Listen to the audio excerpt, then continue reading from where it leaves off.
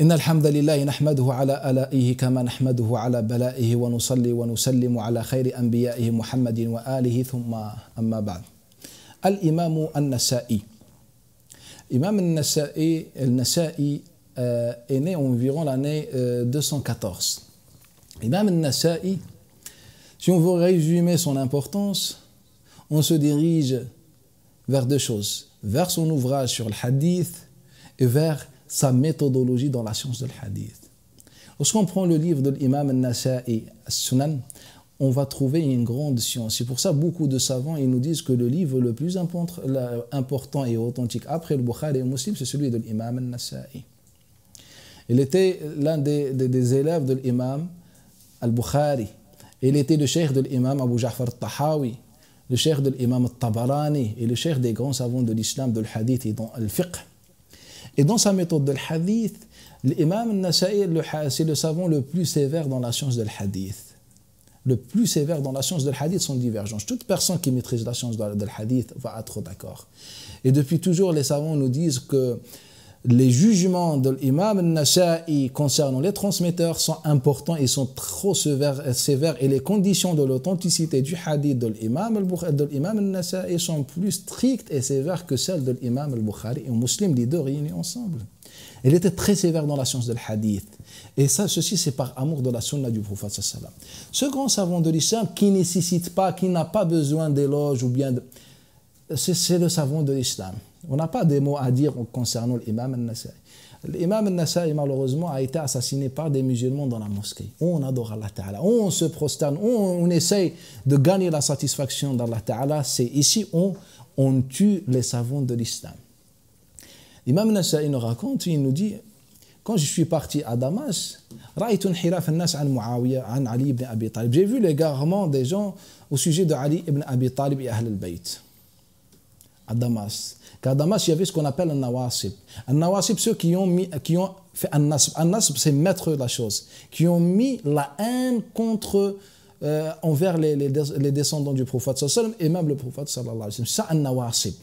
Qui était dans le côté des gouverneurs de la dunya contre les Ahl al-Bayt. Donc il a dit, quand j'ai rendu visite à Damas, j'ai vu que les gens sont égarés par rapport à Ali ibn Abi Talib, que les gens sont dans Nasb. Nasb, c'est dans l'opposition de...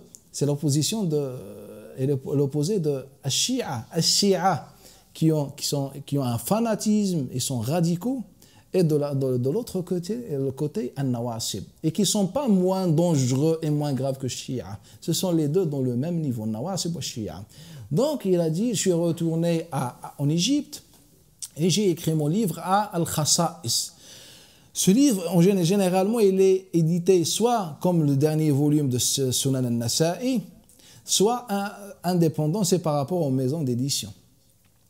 Donc il a dit, je suis retourné en Égypte, j'ai écrit Al-Khasa'is et après je suis reparti à Palestine, Sham, l'endroit où les gens étaient contre eux, ils avaient la haine envers Ahl al-Bayt.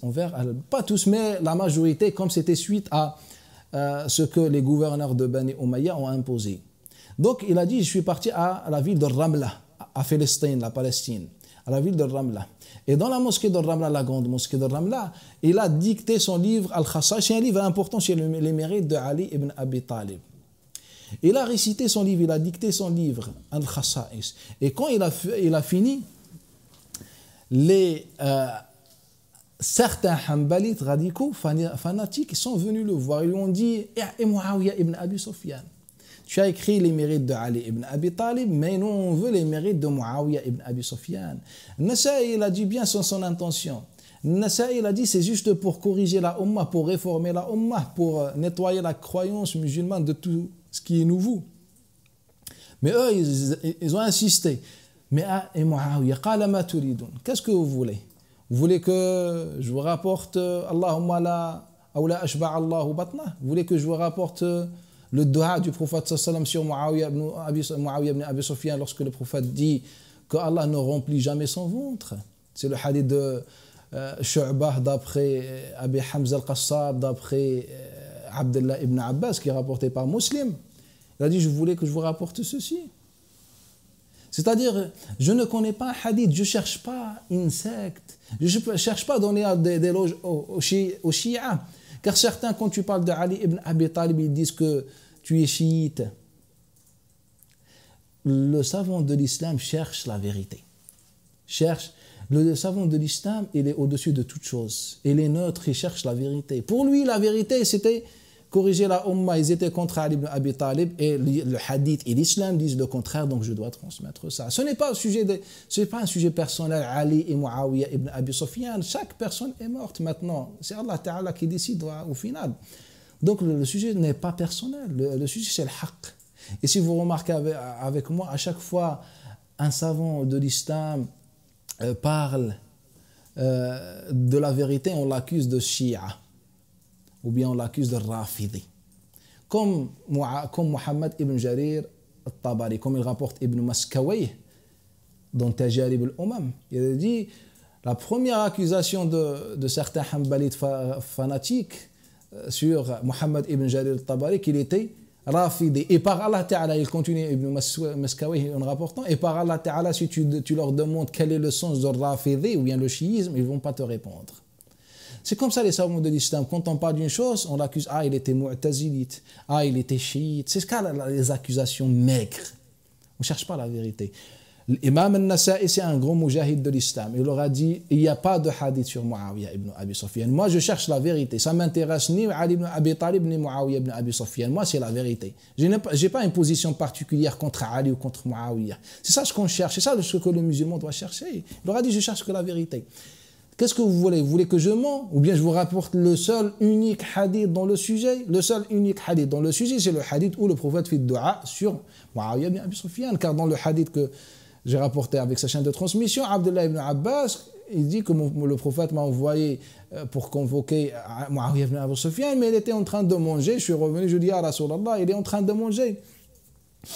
Donc le prophète m'a renvoyé. Après, on lui dit, il est en train de manger. Muawiyah est en train de manger. Donc, le prophète sallallahu alayhi wa sallam, personne ne peut refuser de répondre au prophète sallallahu alayhi wa sallam. C'est pour ça le prophète, il a dit Allahumma la ashba'a batna. C'est une vérité. Et c'est le seul hadith au sujet de Muawiyah ibn Abi Sufyan. Je peux ouvrir une petite parenthèse. Peut-être certains ils nous disent que certains savants de hadith ont authentifié certains hadiths au sujet de Muawiyah ibn Abi Sufyan. Je vous réponds par deux choses. Notre objectif, c'est la vérité, pas plus que ça. La première chose que l'imam Ahmad ibn Hanbal, il a dit, il n'y a aucun hadith authentique au sujet sur les mérites de Muawiyah ibn Abi Sufyan, rapporté par Al-Khallal, rapporté par Ibn al-Jawzi et les autres avec leur chaîne de transmission. L'imam Ishaq ibn Rahawi, l'un des grands savants de l'islam qui a le Musnad, il a dit, il n'y a aucun hadith au sujet de Muawiyah ibn Abi Sufyan, c'est-à-dire au sujet des mérites de Muawiyah ibn Abi Sufyan. Et tous les savants de l'islam, ils ont dit, il n'y a aucun hadith, sauf certains savants ont rapporté un hadith. Mais un hadith, je ne peux pas vous donner sa formule car il est tellement perturbé. Peut-être il a des centaines de versions. Allahumma ja'alhu hadiyan mahdiyya, Allahumma allimhu al-kitab, Allahumma faqihhu fid-din wa allimhu at-ta'wil. Il a une seule chaîne de transmission, mais il a des dizaines ou bien des centaines de versions. Ceci nous montre que le hadith il est perturbé. Le hadith, il cache quelque chose derrière lui. Pour être honnête, la chaîne de transmission de ce hadith, ou bien ce hadith, il a une chaîne de transmission dans l'apparence très authentique. Mais ce hadith, il est mensonger, c'est un mensonge jeté dans les hadiths du prophète sallallahu alayhi wa sallam. Pourquoi? Regardez l'imam al-Tabari, l'intelligence de l'imam al-Tabari. L'imam al-Tabari nous rapporte ce hadith dans Musnad al-Shamiyin. Le Musnad, le recueil de Shamiyin, des gens de Sham. Et toute la chaîne de transmission est rapportée par des gens de Sham. Dans l'apparence, sont pieux, ou bien sont pieux, authentiques dans l'apparence. Mais si on va chercher la motivation en rapportant ce hadith, on trouve que la motivation, c'est l'argent et la gouvernance. Car ils ont rapporté ça dans l'époque de Bani Umayyah. Et comment on peut imaginer qu'un hadith peut être rapporté que par les gens de Sham, alors que la science de l'hadith était à Mecca, le Médina, l'Irak et le Yémen. Comment on peut trouver un hadith chez les Chamiyin, on ne le trouve pas chez les autres? C'est un peu ça nous pousse à repenser plusieurs façons. Et celui qui rapporte le hadith, Abdurrahman ibn Abi Umayra, ce n'est pas un compagnon. Il y a une divergence. Certains compagnons, ou bien certains savants, ils ont dit que c'est un compagnon, d'autres ils ont dit que ce n'est pas un compagnon. Ibn Abd al-Bar, il a dit qu'il était munkar.